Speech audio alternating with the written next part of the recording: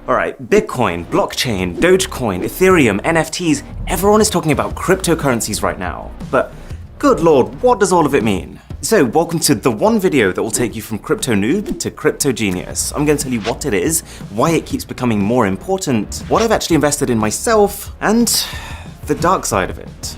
Okay, so when society was in its early stages, there was no such thing as money. We'll call this stage one. The only way to buy something off someone was to go up to them and be like, oh, I really like your horse.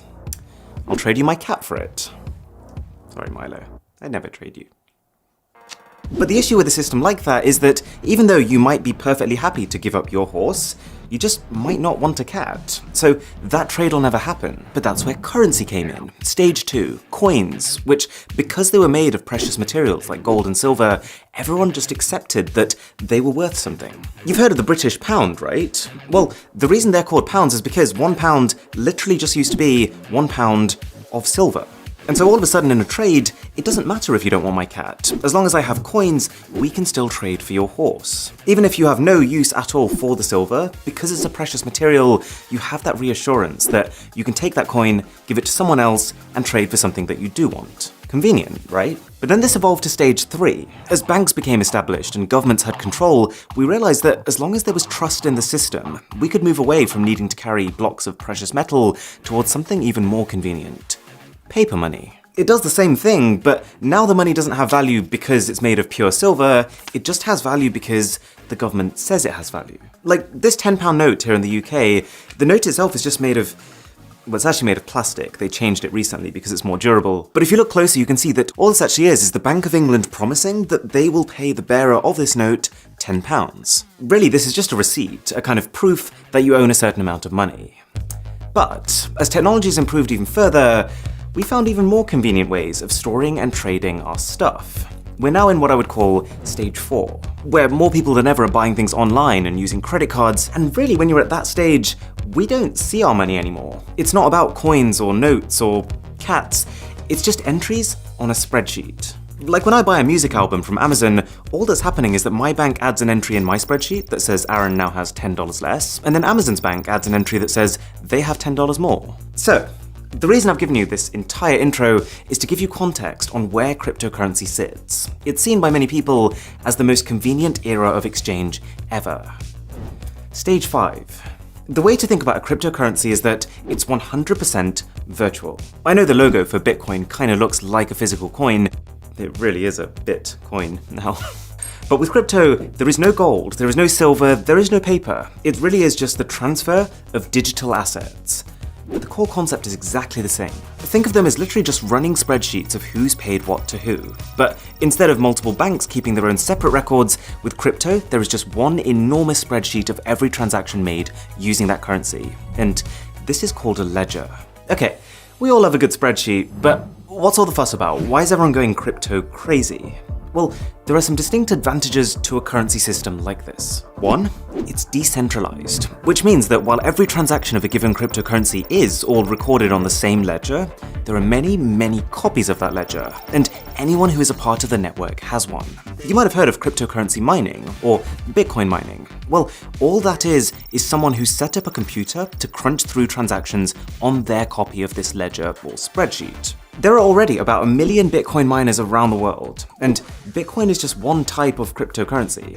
The reason they're doing it? Well, if you dedicate your computer's power to mining, say Bitcoin, then you will earn some Bitcoin as compensation. So the result of this is that if I go into a store and spend 5 Bitcoins on something, then instead of just checking with one bank's records, the shop instead checks with every single computer on this network if I have enough. And assuming I do, each computer will give the go-ahead, and then every single one will update their records independently. So because you end up having this many copies of exactly the same ledger, it becomes very easy to tell if anyone's trying anything fishy. Who bought this?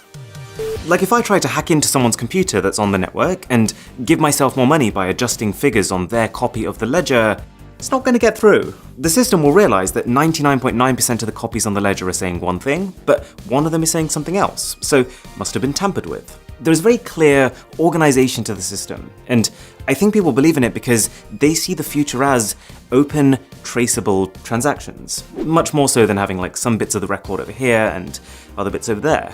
And I know it seems complex at this point, but as we go through this, I think you'll realize that for a lot of people, in a way, it's simpler. There are plenty of areas in the world that have internet access, which is all you'd need for crypto, but don't have access to traditional banks, which require a lot of paperwork and documentation.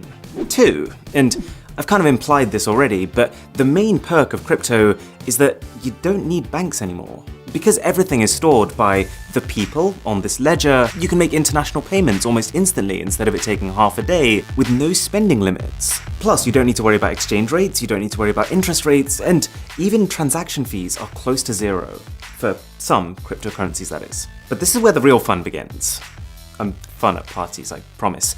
The reason that cryptocurrencies are called cryptocurrencies is because they're secured by cryptography. And one example of this, which a lot of the major cryptocurrencies like Bitcoin use, is blockchain. Now, people often get confused by this. Blockchain is not Bitcoin. Blockchain is not a currency itself. Blockchain is just a secure type of ledger. So you know that big spreadsheet that everyone has that's recording transactions? Blockchain is just a way of organizing it, funnily enough, into blocks. So every time I pay for something with Bitcoin, that transaction is recorded as a block. Each block contains transaction data, like who was paid and how much, a hash, which is a unique identifier, and the hash of the previous block in the sequence, or the last transaction that was recorded. And the pivot on which this system rests is that if something in a block is changed, then that block's hash will change. You might be starting to see where this is going. Because each block also contains the data of the previous block, if the hash of the block here changes, then the next block will no longer have a matching hash with it, and so every subsequent block after that one becomes invalid. So if you combine this with what we talked about earlier, this whole idea of a million different users all having their own copy of the blockchain ledger, then if I wanted to fraudulently create a transaction that, say, paid me money, I'd have to not just tamper with a block and every single block after it, but I'd also have to do this on at least 500,000 computers around the world, so that the majority of computers in the system are also consistent with the one I've tampered with. Probably not gonna happen. Whereas just hacking into someone's dollar account and sending myself money, that does happen. And it's sometimes as simple as just literally guessing someone's 6-digit PIN. But there's a massive jump between that and trying to hack into 500,000 uncorrelated computers at once. Okay, so cryptocurrencies have their issues. I'm literally going to get to them in a minute, but hopefully you can see why some people are excited about them. And that brings me on to investments. You've probably heard of people putting money into cryptocurrencies, and all that means is that they're exchanging normal currencies, like dollars, for cryptos, like Bitcoin. They're hoping that those cryptocurrencies become the next big thing, and therefore suddenly shoot up in value, at which point they can then either spend them, or just exchange them back for more dollars than they bought them for. There's actually a term for cryptocurrencies that skyrocket like this, going to the moon, or mooning, but that can mean something very different depending on who you talk to. But the one decision that someone would have to make at this point is, which cryptocurrency? Because we've talked about Bitcoin, but Bitcoin is just one of over 4,000 different cryptos already, and each of them have different properties. For example, Ethereum, which is the second most invested in, can process transactions even faster than Bitcoin. There's one called Cardano, which is considered to be technologically superior. There's one called Litecoin, which has a newer algorithm. And if you are enjoying this video, then a sub to the channel would be delightful. So let me show you what I've done, and disclaimer, this is not in any way at all financial advice. I'm not recommending this, I've literally only put in a small amount of money that I am comfortable losing, and to be honest, the way I'm seeing it is more as an optimistic gamble as opposed to a strategic investment. The only thing that you absolutely should buy is one of these hats. Best purchase I've ever made.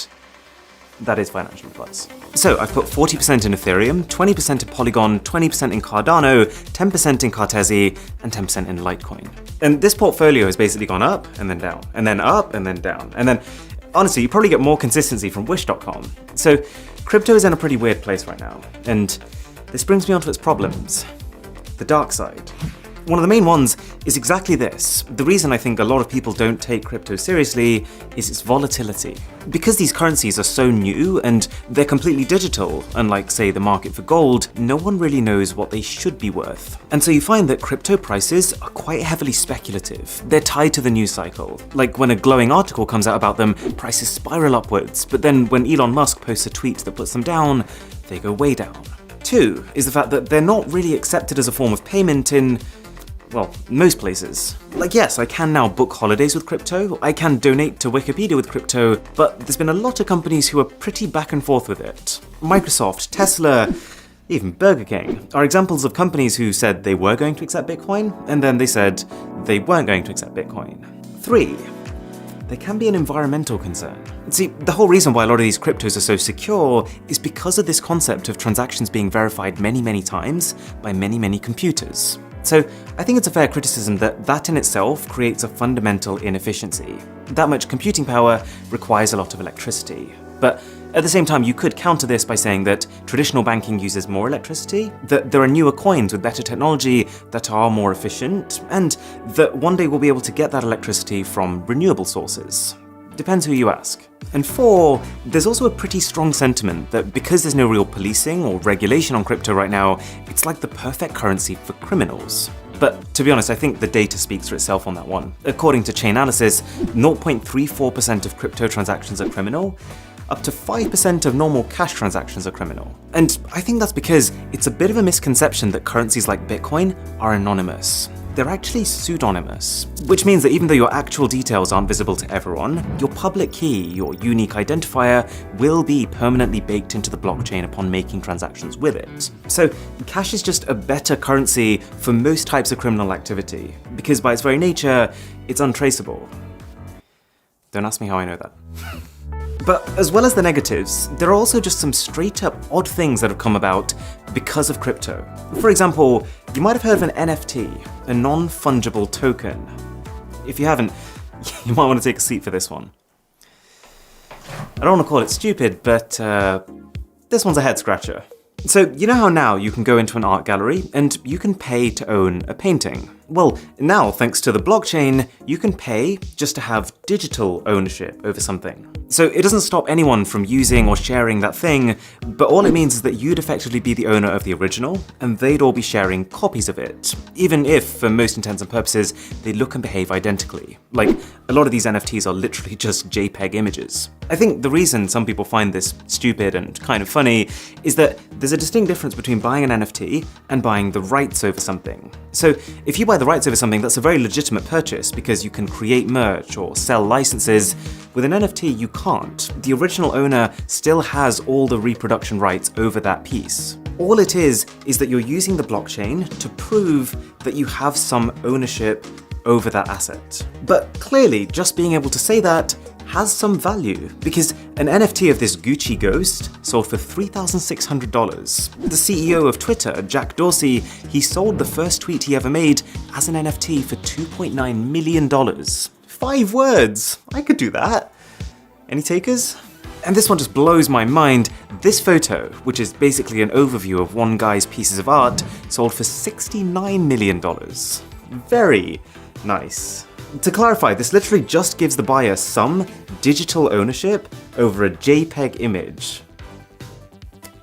And finally, you might have heard of Dogecoin. Dogecoin is based on the same tech as Litecoin, but it was created as a joke. People started sharing it and putting a bit of money into it because they thought it was funny, but that propelled its value to the point where now we have people who have actually become millionaires just because they bought Dogecoin when it was cheap.